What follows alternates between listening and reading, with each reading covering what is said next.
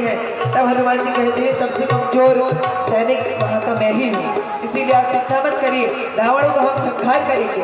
अभी मुझे बहुत भूख लग रही है। सीता मैया कहती है जाओ, जो तुम्हारा मन हो वह खा के आओ।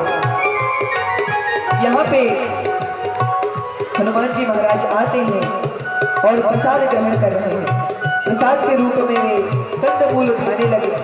अब जब कंदमूल में खाते हैं तो जितने भी निशाचर हैं वे देखते हैं कि एक बंदर आया है, तो एक सैनिक ने कहा कितना खाएगा, खाने दो। अब हनुमान जी सोचे इनमें तो कुछ फर्क ही नहीं पड़ रहा, हमें ने मारने पीटने के लिए आए हैं, काम ही नहीं हो रहा। तब हनुमान जी एक एक फल तोड़ के नहीं खा रहे, अब पूरे पेड़ उठाए, एक दो फल तोड़े और पूरे पेड़ फेंक गए। अब बहुत तेज तेज आवाज आए, पूरे अशोक वाटिका श्री हनुमान जी महाराज उजाड़ने लगे। यहाँ पे जैसे ही महाबलियों ने आवाज सुनी है तो वे बड़े डर गए और प्रार्थना करने के लिए आ गए कि हे सेनापति, नाथ एक आवाज कभी अशोक वाटिका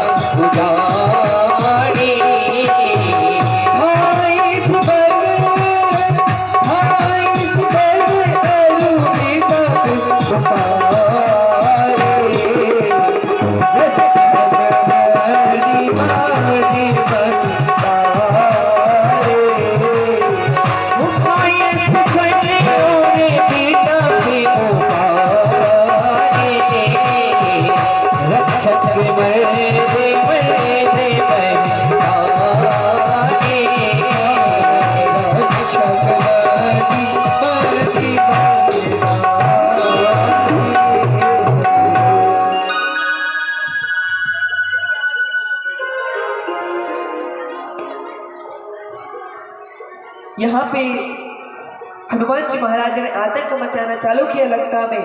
अब सभी सैनिक घबरा गए, कुछ लड़ने के लिए आए तो रहे तहां बहु भट रखवारे, कछु मारे से कछु जाए पुकारे, कुछ पिट गए और कुछ जाके चिल्लाने लगे। अब हनुमान जी ने सोचा कि इन्हें कैसे मारा जाए, ये आए हैं पहली बार है, इसीलिए इन्हें कैसे मारना चाहिए। तो उनको एक ही बार में लिया और जितने थोड़े बहुत थे उन सबको मार दिया और कुछ भाग करके पुकार करने चले गए।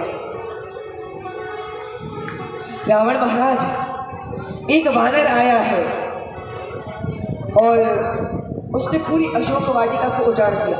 अब हाँफ रहे इसलिए पूरा बोलते नहीं बन रहा। नाथ एक आवा कपी भारी, दो अक्षर बोल रहे। उसके बाद थोड़ा साहस आया, 3 अक्षर बोलेगा, तिही अशोक वाटिका उजाड़ी। अब 3 अक्षर बोलेगा। रावण कहता है तो तुमसे एक वानर नहीं संभला, क्या करोगे? बोले नाथ एक आवा कभी भारी, बहुत भयंकर है, आप जानते नहीं हो उसे। रावण ने बहुत सारे सैनिक दिए कि अब उसको अच्छे से मार दो। उसने मेरी अशोक वाटिका को उजाड़ दिया, भेज दिया। साथ में अक्षय कुमार ने कहा कि आप चिंता मत करिए पिताजी, मैं उसका अंत करूंगा। यहाँ पे पुनि पठेयौ नहीं अक्षय कुमार चला संकले सुभट अपाया, सभी को लेकर वह आ गया। और जैसे ही देखा अक्षय कुमार को देखते ही हनुमान जी ने एक पेड़ तोड़ा और दे मारा, तो रथ समेत अक्षय कुमार का तो वही राम राम सत्य हो गया। बोलिए हनुमान जी महाराज की जय। अब जितने सैनिक बचे थे वे दौड़े। अब हनुमान जी ने सोचा इनका क्या किया जाए, तो हनुमान जी ने अपना रूप तो बढ़ा ही लिया था, उन सबको लिया, लिटाया और जैसे किसी को रगड़ा जाता है ना, ब्रश से आप लोग कपड़े को रगड़ते हैं, उसी प्रकार से लिया। एक हाथ में 25 राक्षस, एक हाथ में 25, और दोनों को आपस में रगड़ दिया। अब वे तो मर ही गए और हर बार जय श्री राम जय श्री राम जय श्री राम, 3 बार में तो उनका राम नाम सत्य हो जाए। ऐसे 5-6 बार किया तो सब निपटते गए। अब एक बार उठाया जय श्री राम, इतने में वो चिल्लाए हम अंतिम बचे हैं। अच्छा तुम अंतिम बचे हो। आधों को फेंका और आधों को मार दिया, जाओ तुम समाचार देके आ जाओ। अच्छे से तुम्हें पता भी चल गया कि मैं कैसे मार रहा हूँ। बोला हाँ अच्छे से पता चल गया, एक ही बार में, 3 बार में तो निपट ही जाते, इसीलिए हम जाके बता दें। कछु मारे से कछु मर्द से कछु मिले सी धरी धोर, कछु मुनि जाई पुकारे प्रभु मर कट फल भूल। वो वानर नहीं है, पहले हमें भ्रम हुआ था वानर है, वो तो मर कट है, मारता है नहीं तो काटता है, उसके बारे में हम कुछ नहीं कह सकते। अब ये सुनते हैं कि अक्षय कुमार का वध हो गया। रावण को बड़ा क्रोध आया, उसने कहा इंद्रजीत से, जाओ इंद्रजीत, जाओ मेघनाथ और उस वानर को मार दो, लेकिन ध्यान रखना अच्छे से उसे जीतना। यहाँ पे मेघनाथ आया है, चला इंद्रजीत अतुलित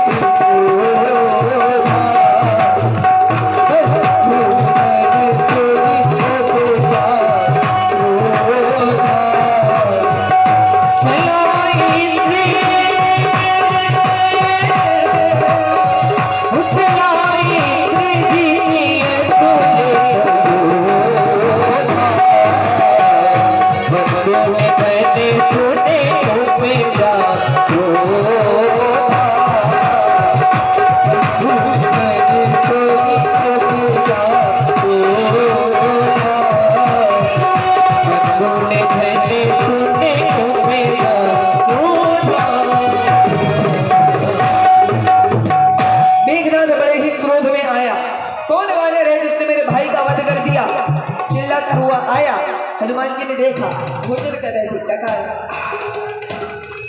लड़े नहीं आया है। अब हनुमान जी बैठे बैठे ही एक पेड़ को उठाते हैं और दे मारा तो उसका रथ टूट गया, वह आकाश में चला गया। अब हनुमान जी सोचते हैं इसमें थोड़ी दम है, अब इससे अच्छे से लड़ेंगे। अब यहाँ पे वो जैसे ही नीचे आया तो हनुमान जी, शरीर तो वानर का ही है तो स्वभाव भी वानर जैसे ही बना लिया।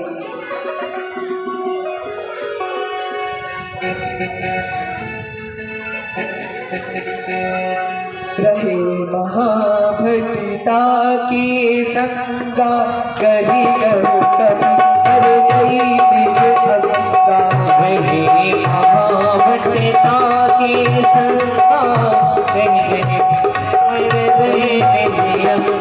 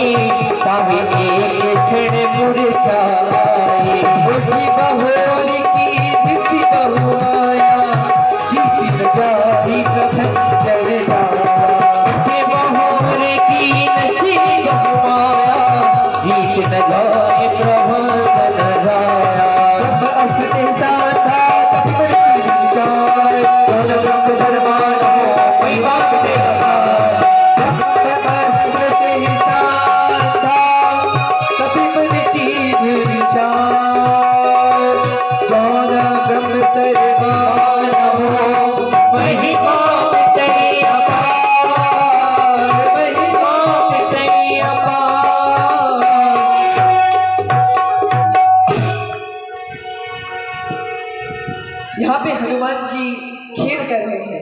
पहले अब जितने राक्षस आए ना, हनुमान जी सोचते हैं पहली बार में आपस में रगड़ा, दूसरी बार में धूल चटाई, अब पैटर्न बदलना चाहिए, अब इन्हें दूसरी तरह से मारे। कैसे? लिया और अपने ही शरीर में रगड़ा और इतनी तेज रगड़ा कि उनका भी राम नाम सत्य हो गया। अब तो इंद्रजीत को बहुत अधिक क्रोध आया, दोनों ही गजराज के समान आपस में भिड़ गए। यहाँ पे एक मुक्का मारा और हनुमान जी पेड़ पर चढ़ गए। उसके बाद जब वह मूर्छा से उठा तब उसने ब्रह्म अस्त्र चलाया। ब्रह्म अस्त्र का सम्मान करने के लिए हनुमान जी कुछ नहीं करते। उसके बाद हनुमान जी कुछ नहीं करते हैं और वह बंदी बना लेता है। नागपाश से उसने बंदी बना लिया। अब हनुमान जी को तो ब्रह्मा जी का वरदान प्राप्त है, किसी अस्त्र का कार्य नहीं होगा, लेकिन हनुमान जी की भी इच्छा हुई कि अब लड़ेंगे तो अब थोड़ा आराम करते हैं। यहाँ पे नागपाश से बांधा ले आए उन्हें रावण के सामने खड़े हो गए।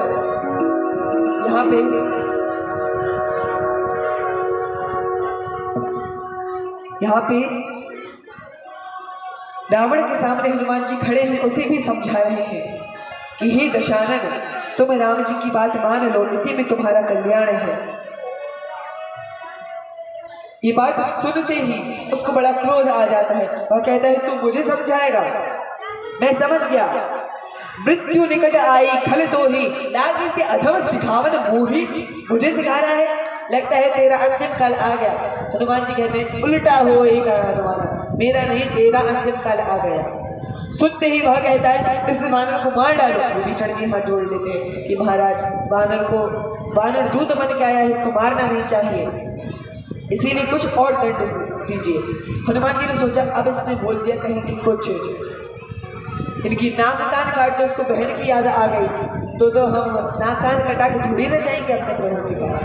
तो क्या किया जाए? अपनी पूछ ली, उसे चूमे, कभी सिर से लगाए, कभी पीछे कर ले, कभी आगे करे।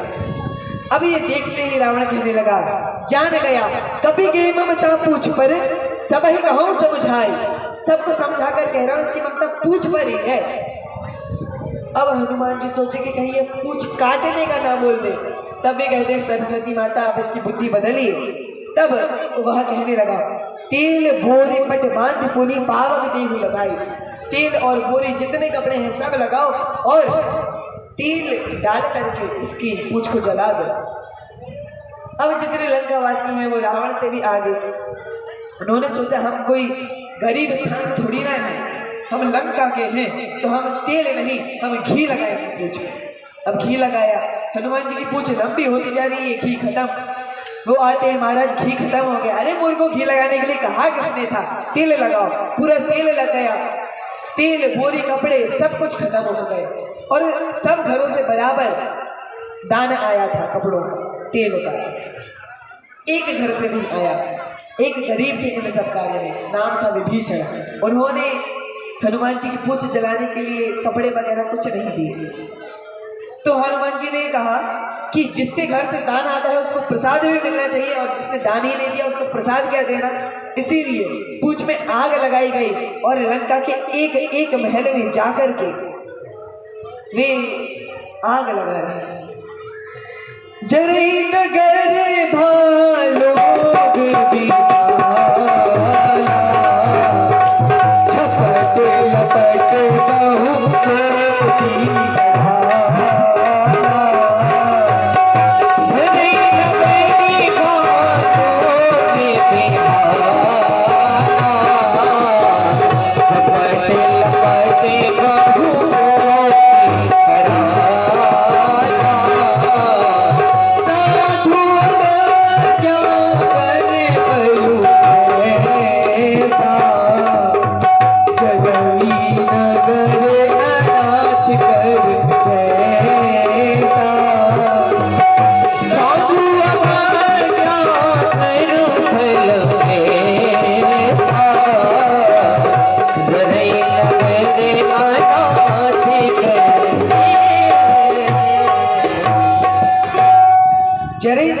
लोग विहाला।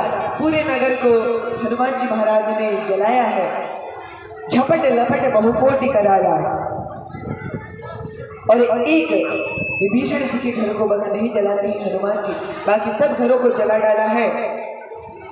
यहाँ पे शिव जी कह रहे हैं, साधु अवज्ञा कर भलो ऐसा। साधु की अवज्ञा करे, विभीषण जी के हनुमान जी की अवज्ञा करे, उसी का फल ऐसा है, अच्छा हो रहा है। साधु अवज्ञा कर फलु ऐसा, जरे नगर अनाथ करे जैसा। इतना बड़ा नगर है लेकिन अनाथ के जैसा चल रहा है। अब मैं आपसे पूछता हूँ कि यदि मैं आपका घर जलाऊं तो वह अच्छा होगा? कौन कौन कहते हैं अच्छा होगा? कौन कौन कहते हैं यदि मैं आपका घर जलाऊं तो वह बुरा होगा? सभी कहेंगे किसको अपना घर जलवाना है। तो यहाँ पे हनुमान जी महाराज लंका जलाते हैं तो किसी का घर जलाना अच्छी बात है? नहीं है। लेकिन राम जी के लिए ऐसा कर रहे हैं। लक्ष्मण जी से सुमित्रा मैया ने कहा था कि जब तुम यात्रा में जाओ तो कहीं पे क्रोध मत करना, लेकिन लक्ष्मण जी तो हर स्थान पे क्रोध करते हैं। अभी आगे यहाँ पे भी करेंगे। सुग्रीव पे किया, सब स्थानों पे क्रोध कर रहे हैं। वह क्रोध नहीं है। जो भक्त भगवान के लिए क्रोध करते हैं वह भी भक्तों की भक्ति, वह भी क्रोध नहीं है। यहाँ पे हनुमान जी जला रहे हैं, लेकिन किनका घर जला रहे हैं? जिनका घर जलने योग्य है उन्हीं का घर जला रहे हैं। साधु अवज्ञा कर फलु ऐसा, साधुओं की अवज्ञा का यही फल है। जरे नगर अनाथ कर जैसा। यहाँ पूरा नगर जल चुका है। उसके बाद हनुमान जी महाराज पूछ बुझाई घोई श्रम, पूछ को बुझाते हैं। जो भी श्रम किया था उससे अच्छे से मुक्त हो जाते हैं। और उसके बाद सीता मैया के पास हाथ जोड़ के प्रणाम करके कहते हैं, माँ पूरी लंका जल गई। कैसे? पूरी कथा सुनाई और अंत में कहा कि माँ अब मैं जा रहा हूँ। कोई संदेश?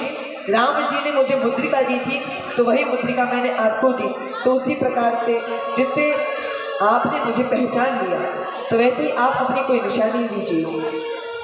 तब सीता मैया चूड़ामणि उतारी कब गया, चूड़ामणि उतारे कब गया, हर्ष समेत मन सोच लया, हर्ष समेत मन सोच लया। यहाँ पे सीता मैया कहती है चूड़ामणि उतार कर कि भगवान को उसको दे देना। और मेरी एक प्रार्थना कहना कि यदि आप 1 महीने के अंदर नहीं आए तो आप मुझे जीवित नहीं पाएंगे। और मेरी इस स्तुति को दीन दयाल विरज संभारी,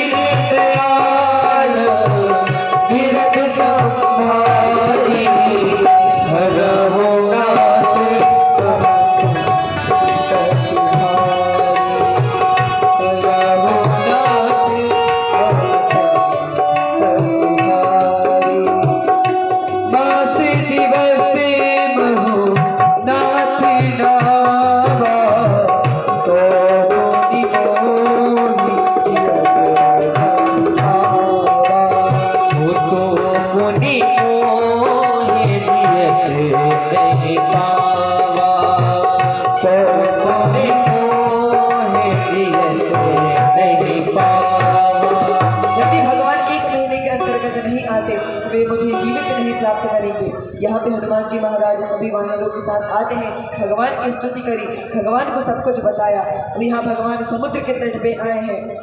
समुद्र से प्रार्थना करते हैं। जब समुद्र प्रकट नहीं होते बाण संधान करते हैं। बाण संधान करने पर समुद्र एक ही बार में आ जाते हैं।